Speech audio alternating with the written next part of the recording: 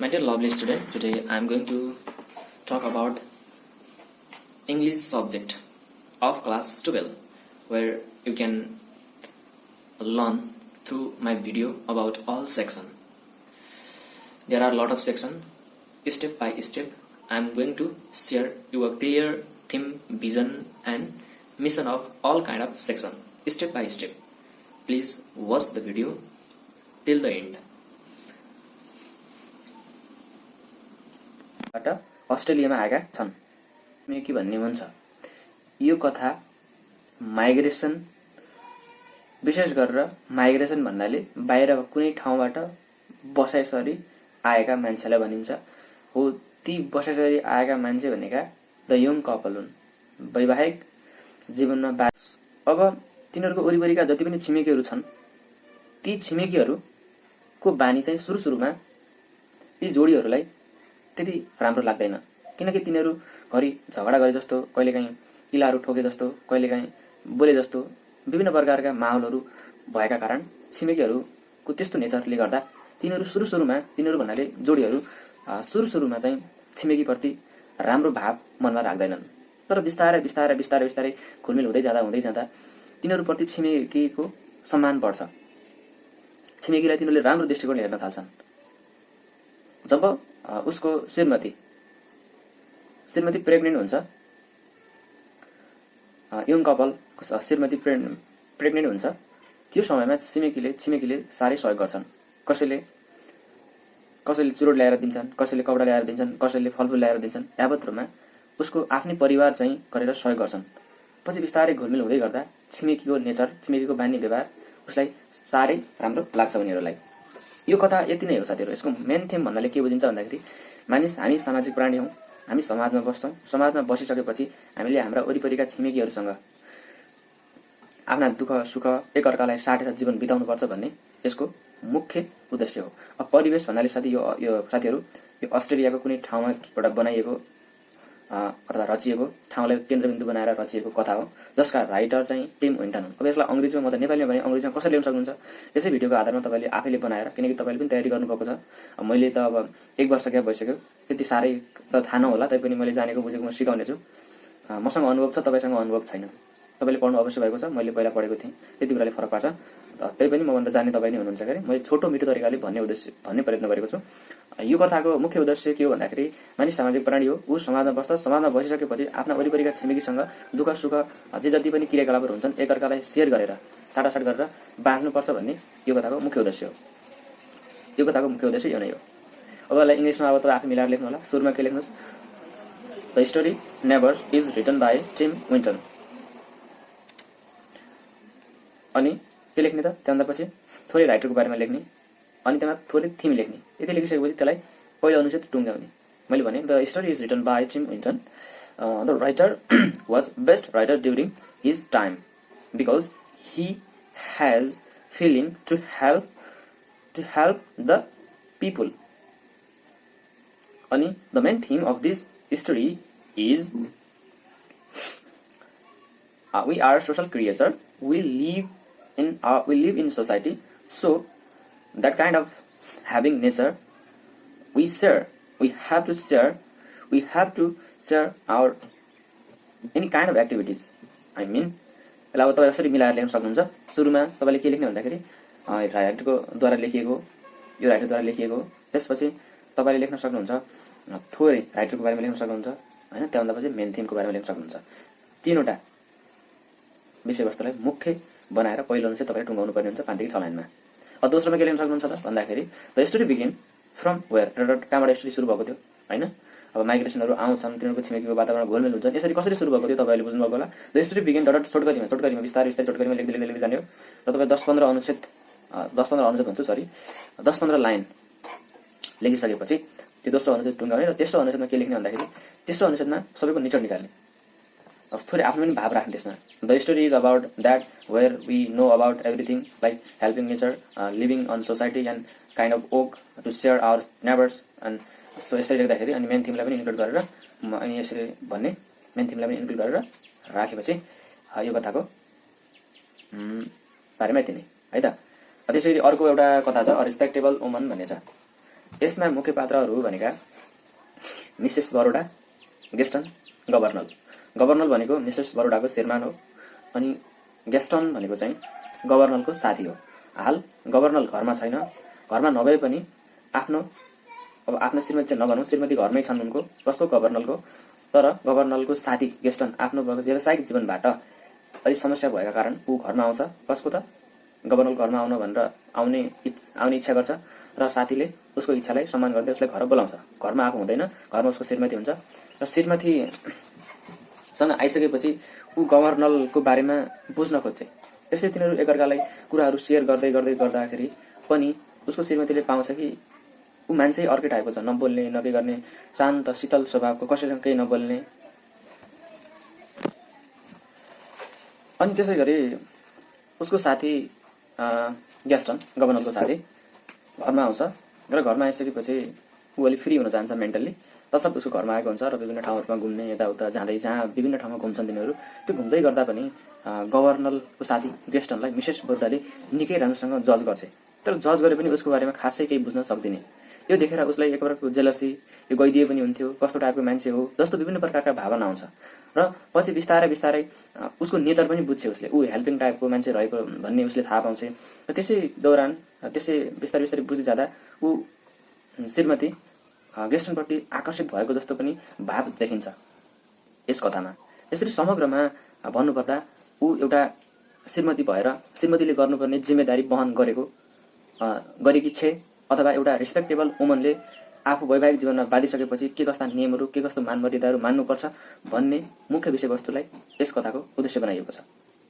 उद्देश्य के हो त भन्दाखेरि एउटा विवाह गरिसकेपछिको जीवन केटीको कस्तो हुन्छ, उसले कस्तो अनुशासन बस्नुपर्छ भन्ने कुरा देखाउन खोजिएको छ। र यथासम्भव यस कथामा प्रस्तुत भएकी पात्र गभर्नलकी श्रीमती मिसेस बरोडा एकदमै इमान्दार र विभिन्न प्रकारका मनमा भावना उत्पन्न भए पनि ऊ आफ्नो भावनामाथि नियन्त्रण राख्न सक्ने सक्षम सबल नारीका रूपमा प्रस्तुत भएकी छे। र उसले अन्त्यमा भनेकी चाहिँ म सबै कुराबाट माथि आइसकेको छु भन्ने कुरा लास्टमा भन्दै कथाको अन्त्य भएको छ। तपाईँले अब यसलाई 20 भागमा लेख्न सक्नुहुन्छ। यसरी कथाको सेरोफेरो यसैको आसपासमा घुमेको छ। यो कथाको मेन थिम के हो त भन्दाखेरि एउटा नारीले विवाह गरिसकेपछि के कस्ता जिम्मेदारीहरू बोक्नुपर्छ हैन, के कसरी आफ्नो घरबारलाई हेर्नुपर्छ, पराय पुरुषप्रति राख्ने दृष्टिकोण कस्तो हुनुपर्छ जस्ता विभिन्न कुरालाई यहाँ राखिएको छ। समग्रमा ऊ इमान्दार, कर्तव्यनिष्ठ र आफ्नो श्रीमानप्रति इमान्दार छे भन्ने कुरा प्रष्ट यस कथाबाट भएको छ। यसै तपाईँ मिलाएर यसलाई उद्देश्य पनि बनाउन सक्नुहुन्छ, मिलाएर लेख्न सक्नुहुन्छ। त्यसै गरी अर्को कथाको बारेमा जाउँ। A डेभोटेड sun. अ डेभोटेड सन भनेको चाहिँ इन्डियन राइटरले लेखेको कथा हो। राइटरको नाम चाहिँ अनिता देसाई हो। उनी इन्डियन राइटर हुन् र कुनै समयमा उनी फेमस पनि थिइन् आफ्ना लेखहरूका लागि। यस कथाको मुख्य उद्देश्य भनेको एउटा, पहिला पात्रको बारेमा भन्छु। पात्रहरू यसमा चाहिँ राकेश, वर्मा, राकेशको वाइफ अनि आमाको नाम खुलाइएको छैन। वर्मा र राकेश मुख्य दुईवटा पात्र छन्। वर्मा चाहिँ राकेशका पिता हुन्छन् अनि राकेश चाहिँ उसको परिवारको सबैभन्दा पढे लेखेको र पढाइमा अब्बल मान्छे हुन्छ राकेश। उसले अमेरिकामा डक्टर पढ्नको लागि नाम निकाल्छ, जुन उनका परिवारको लागि धेरै खुसीको कुरा थियो। र उसले अमेरिका गएर काम पनि गर्छ। पछि उसको नेचर अलि आफ्नै देशमा केही गरौँ भन्ने टाइपको भएका कारण उसले आफ्नै देश फर्किन्छ र केही गर्छु भन्ने भाव राख्छ र आफ्नै देशमा आएर एउटा हस्पिटलमा काम गर्छ र पछि त्यसलाई त्यसको फाउन्डर अथवा ठुलो व्यक्तिको पोस्टमा काम गरिरहेको हुन्छ। यसै गरी अब आफू घर भइसकेपछि, आफ्नै देशमा भइसकेपछि उसको बुबालाई बुढेसकाल पनि लागिरहेको हुन्छ। बिस्तारै के गर्ने, के नगर्ने, के खाने जस्ता विभिन्न कुरामा छोराले दिन प्रतिदिन प्रतिबन्ध लगाउन थाल्छ यो बुबाका स्वास्थ्यका लागि। तर बुबालाई यो कुरा चित्त बुझ्दैन। यस्तै बाबु छोरा बिचको थोरै मनमुटाव बिस्तारै बढ्दै गएपछि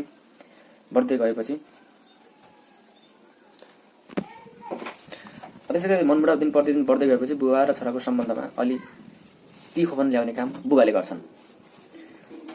अब ऊ एज अ डक्टर उसले विभिन्न प्रकारका खानेकुराहरूमाथि प्रतिबन्ध लगाउँछ।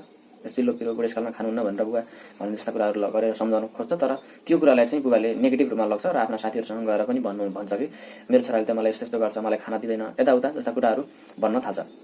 यसै बिचमा तिनीहरूको अलिअलि मनमुटाव हुन्छ। मनमुटाव बाउ तर्फबाट मात्रै हुन्छ, छोराले चाहिँ आफ्नो तर्फबाट बुबाको स्वास्थ्यका लागि मात्रै काम गरेको हुन्छ। यतिकैमा बुबा दिन प्रतिदिन बिरामी हुन थाल्छ, दिन प्रतिदिन बिरामी हुन थाल्छ र बिरामीको लेभल पनि बढ्दै जान्छ। यसकै बिचमा उसले केयर पनि गरिरहेको हुन्छ। जति केयर गर्दा पनि उसको बुबाले चाहिँ छोरालाई त्यति राम्रोसँग पछि लामो समयपछि हेर्ने गर्दैन। यसै बिचमा एक दिन उसको बुबाको डेथ हुन्छ। डेथ भइसकेपछि अनि डेथ हुनुभन्दा अगाडि चाहिँ उसको आमाले चाहिँ उसको रेखदेख गर्ने काम गरिरहेकी हुन्छन् भने डेथ हुन्छ र आमा पनि बिस्तारै बिस्तारै बिरामी हुन थाल्छन्। यसरी यो कथाको अराउन्ड सेरफेरो लगभग यसकै बारेमा घुमिरहेको छ। एउटा डेभोटेड भन्नाले एउटा समर्पित छोराको जिम्मेदारी छोराले वहन गर्दा गर्दै पनि बुबाले त्यस्तो गरे। यसको एउटा मुख्य उद्देश्य थिम के हो भन्दाखेरि सन्तानले आमा बुबाका लागि के गर्छन् र आमा बुबाले सन्तानका लागि के गर्नुपर्छ भन्ने कुरा नै यसको मुख्य थिम रहेको छ।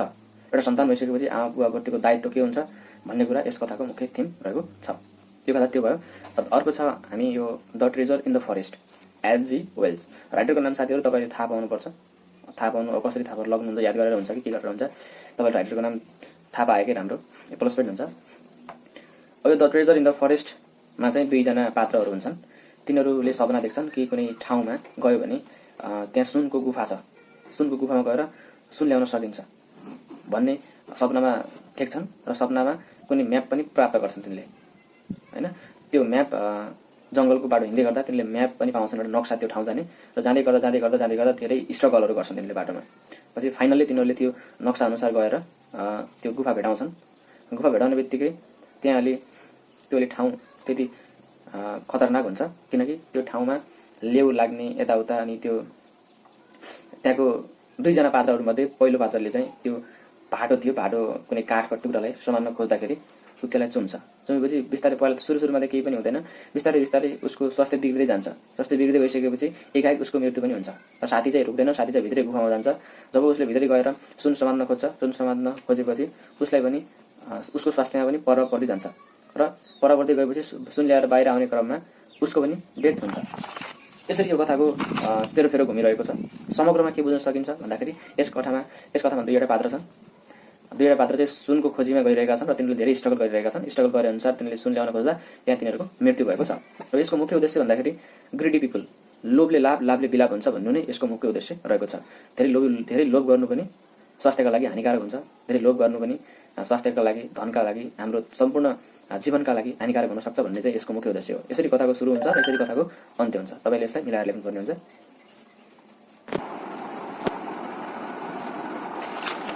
त्यसैले साथीहरू मैले the treasure in the forest H G. वेल्सद्वारा लेखिएको कथाको बारेमा पनि भने।